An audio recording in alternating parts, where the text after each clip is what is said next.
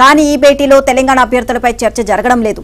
ఈ భేటీ అనంతరం వివిధ రాష్ట్రాల అభ్యర్థుల జాబితా ప్రకటిస్తే తెలంగాణలో స్పష్టత వచ్చిన స్థానాలకు అభ్యర్థులను ప్రకటించే అవకాశం ఉంది అని అంటున్నారు. వాస్తవానికి అభ్యర్థుల విషయంలో స్పష్టత వచ్చిన సీట్లను కూడా సామాజిక సమతుల్యత, ఇతర కారణాలతో అధిష్టానం పెండింగ్లో పెట్టింది.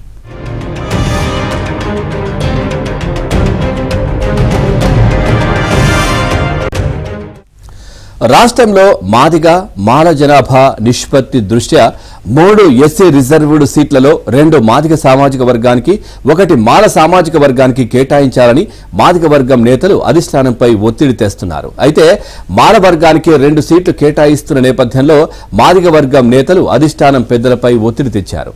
అలాగే సికింద్రాబాద్ సీటును బొంతు రామ్మోహన్ కు లేదా ఆయన భార్యకు ఇస్తామంటూ గతంలో హామీ ఇవ్వగా తాజాగా ఈ సీటును దానం నాగేందర్ పేరు ఖరారైంది. కానీ ప్రస్తుతం బీఆర్ఎస్ ఎమ్మెల్యేగా ఉన్న దానం నాగేందర్ కాంగ్రెస్ బీ ఫారంపై పోటీ చేయాలంటే తన ఎమ్మెల్యే పదవికి రాజీనామా చేయాల్సి ఉంటుందన్న చర్చ కూడా నడుస్తా ఉంది. ఇక ఈ నేపథ్యంలో అభ్యర్థుల మలి జాబితా ప్రకటన పట్ల కాంగ్రెస్ వర్గాల్లో ఉత్కంఠ కొనసాగుతోంది.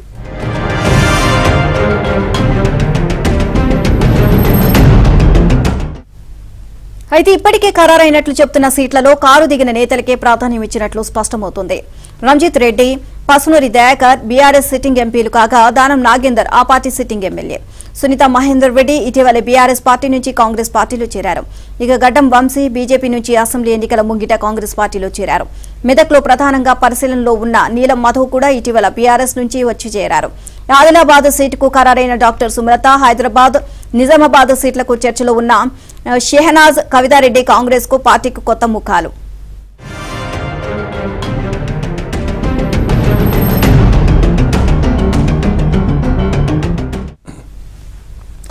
లోక్సభ ఎన్నికల్లో నాగర్ కర్నూల్ టికెట్ తనకే కేటాయించాలని కోరుతూ ఆలంపూర్ మాజీ ఎమ్మెల్యే ఎస్ఏ సంపత్ కుమార్ సోనియా గాంధీకి లేఖ రాశారు. నాగర్ కర్నూల్ లోక్సభ నియోజకవర్గంలో మాదిగ సామాజిక వర్గం ఓట్లు ఎక్కువగా, మాల సామాజిక వర్గం ఓట్లు తక్కువగా ఉంటాయని, మాదిగ సామాజిక వర్గానికి చెందిన అన్ని అర్హతలు ఉన్నా గెలిచే అభ్యర్థిని తానేనని ఆయన ఆ లేఖలో పేర్కొన్నారు.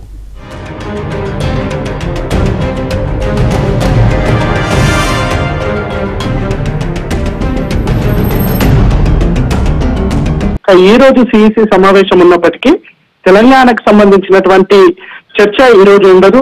హోలీ పండుగ తర్వాతనే దీనికి సంబంధించిన చర్చ ఉంది.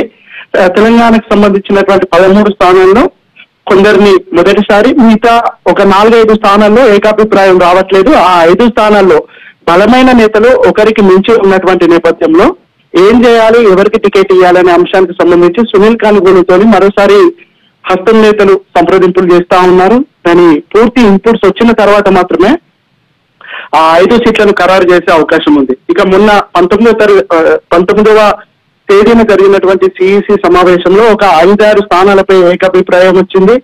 3 స్థానాలు మహిళలకు, 4 స్థానాలు బీసీలకు ఇవ్వాలని హస్తం నేతలు భావిస్తా ఉన్నారు.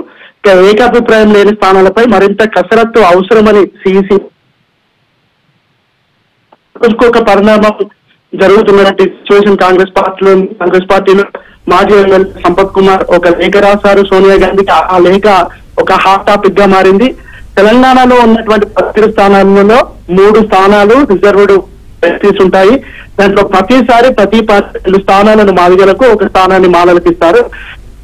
పార్టీ ఈసారి 2 స్థానాలు మాలలకు, 1 స్థానము మాదిగలకు ఇచ్చే ప్రయత్నాలు చేస్తుంది. ఇది మంచి పరిణామం కాదు. ఎందుకంటే తెలంగాణలో మాదిగలు అధికంగా ఉంటారు, మాలలు తక్కువగా ఉంటారు. కాబట్టి 2 స్థానాలు మాదిగలకు, 1 స్థానం మాలలకు ఇవ్వాలి. దాంతో పాటు ఈ హైకమాండ్ పంపించేటువంటి రిపోర్ట్స్ ను మానిపులేట్ చేస్తున్నారు అని సంపత్ కుమార్ ఆరోపించారు. ఇక దాంతో పాటు చూసుకోవడం, ఇవన్నిటిని దృష్టిలో పెట్టుకొని కాంగ్రెస్ పార్టీ ఒక ఫ్రూట్ఫుల్ కంక్లూజన్ కు, అదేవిధంగా రేసు గుర్రాలకు టికెట్లు ఇవ్వాలని భావిస్తా ఉంది. దానికోసం ఇది ఆలస్యం అవుతున్నటువంటి సిచ్యువేషన్. Thank you Siddharth.